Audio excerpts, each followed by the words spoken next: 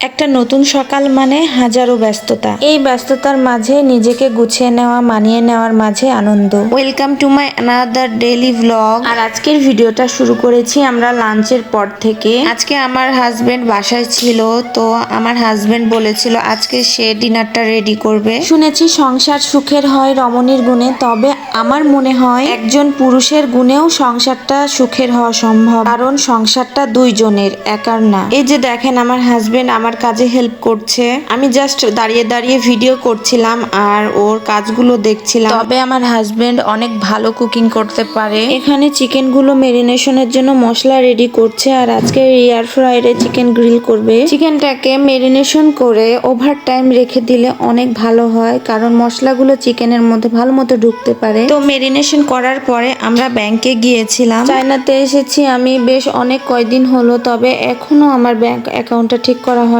আর দুপুর বেলায় গিয়েছিলাম, রোদের এতটা তাপ ছিল, রোদ উঠলে অনেক গরম, আবার রোদ না উঠলে ঠান্ডা, আবার কখনো বৃষ্টি। যাই হোক, ভিতরে গিয়ে আমি অনেকক্ষণ একা একা বসেছিলাম আর আমার হাজবেন্ড কাজগুলো করছিল। তো লক্ষ্য করলাম এই পিচ্চিটা আমার দিকে অনেকক্ষণ থেকে তাকিয়ে আছে, কেন জানি না। আর চাইনিজ পিচ্চিগুলো অনেক কিউট হয়। আর এইদিকে আমার ছেলে জাভিয়ান আড্ডা দিচ্ছে ওনাদের সাথে। মানে ওনার ড্রেসের যে সিকোয়েন্স লাগানো আছে ওটা আমার ছেলের পছন্দ, আর উনি খুলে দিয়ে দিচ্ছে আমার ছেলেকে। তো ওনার ড্রেসের সিকোয়েন্সটা খুলে আমার ছেলের হাতে দিয়েছে, তো আমার ছেলে আবার ওনার ড্রেসে লাগিয়ে দেওয়ার কথা বলছে। আর উনি একটুও বিরক্ত হচ্ছে না, বরং আমার ছেলের সাথে সে কাজগুলোই করছে। আসলে চাইনিজরা অনেক আন্তরিক হয়, আমি যেটা খেয়াল করেছি তারা অনেক ভালো। তবে চায়নাতে টিকে থাকতে হলে তাদের চাইনিজ ভাষাটা জানা অনেক জরুরি হয়ে পড়ে, কারণ চাইনিজ ভাষা না জানার কারণে আমি মাঝে মাঝে অনেক প্রবলেম ফেস করি। ব্যাংকের কাজ শেষ করে বাজারে গিয়েছিলাম সবজি নিতে, আর এখানে দেখি ফুল বিক্রি হচ্ছে।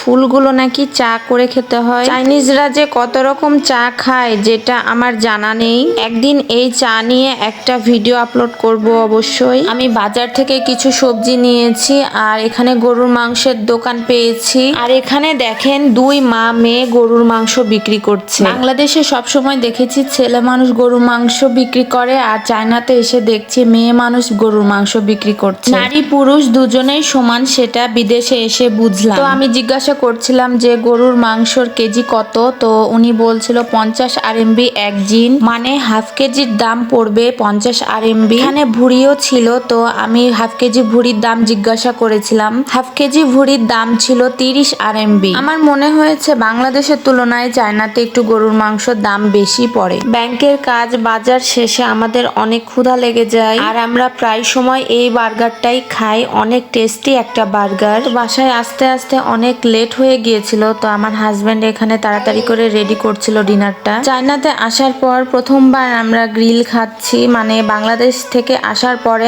আমাদের আর চিকেন গ্রিল খাওয়াই হয়নি। বাংলাদেশে থাকতে তো এই সব খাবার প্রায় সময় খাওয়া হতো, তবে চায়নাতে এসে এগুলো আমাদের খুব কম খাওয়া হয়। তো যখন রেডি করছিল তো মনে মনে ভাবছিলাম আসলে কি বাংলাদেশের মতো টেস্ট হবে কিনা। তো এখানে 16 মিনিট প্রথমে সেট করে নিয়েছিলাম, মানে প্রথমে আমরা 16 মিনিট গ্রিলটা করে নিয়েছিলাম। গ্রিলটা এক পাশ হতে হতে আমরা এর মধ্যে রায়তা রেডি করে নিয়েছিলাম। আর এই রায়তা রেসিপিটা আমার শর্টস ভিডিওতে অলরেডি আপলোড করেছি, কেউ চাইলে দেখে নিতে পারেন। চিকেনটা অলরেডি এক পাশ গ্রিল হয়ে গিয়েছে, তো উল্টে দিয়ে আর এক পাশ মশলা দিয়ে গ্রিল করতে দিয়েছি। আসলে এয়ার ফ্রায়ারে যে এত তাড়াতাড়ি ইজি ভাবে চিকেন গ্রিলটা করা যাবে আমি কখনো ট্রাই করেছিলাম না। বাংলাদেশে অনেক ব্লগারদের দেখছি যে এয়ার ফ্রায়ারে অনেক কিছু তৈরি করছে, অল্প তেলে বিনা তেলে সবকিছু রান্না করা যায় বলে এয়ার ফ্রায়ারটা অনেক উপকারী একটা জিনিস। গ্রিলটা হওয়ার পরে আমি গরম গরম পরোটাগুলো ভেজে নিচ্ছি, আর আমাদের প্রায় সময়